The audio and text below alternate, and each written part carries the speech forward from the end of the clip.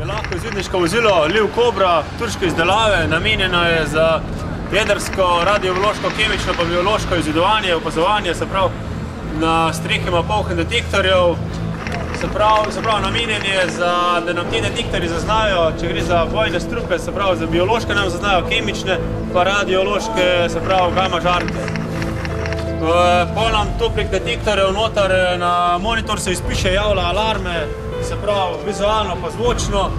Tukaj imamo od zadnjem bobno, imamo po 20 zastavc, vsaki se pravi 20 rumenih, modrih, belih, so namenjene za označevanje kontaminiranega območja, se pravi rumena je za kemično, biološko plava, bela je pa za radiološko, se pravi za gamma. Zdaj imamo pa še hidravlično roko, s katero upravlja noter operater. 8 različnih kozorcev lahko vzamemo z kontaminiranega področja. To pa peljamo v laboratorij, kjer pa oni delajo nadaljne te analize. Pa to bombe uporabljamo pri splitu, se pravi, če bi nas soradnik ali kdorkoli odkril delov po nas, da v bistvu naredimo meglo, da se odmaknemo nazaj. Takratna bojna enota izraelskega porekla, samo orožje FMA 762. Posebnost tega je, da se upravlja iz vozila noter. V bistvu je operater noter v kabini in ni od zunaj. Ker je avto namenjen jedrskemu temu izvedovanju in je avto noter se zapre hermetično na tlak, da ne morajo strupi priti v kabino. Možnost polnitve je 690 nabojev, da ima dnevno nočno kamero, pol termovizijo ima. V8 turbodizelski, 190 konjski, 1400 kubikov.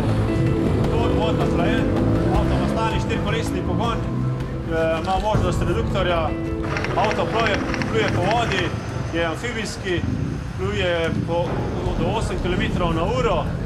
Hitrost vozila po cesti je 120 km/h, teža je samega avta 6 ton pa pol, ima možnost samo izvleke. Posebnost tega videla pa je, da ne uporablja pletenice take, ki jo mi poznamo, ampak je ta vrv z kevlarja.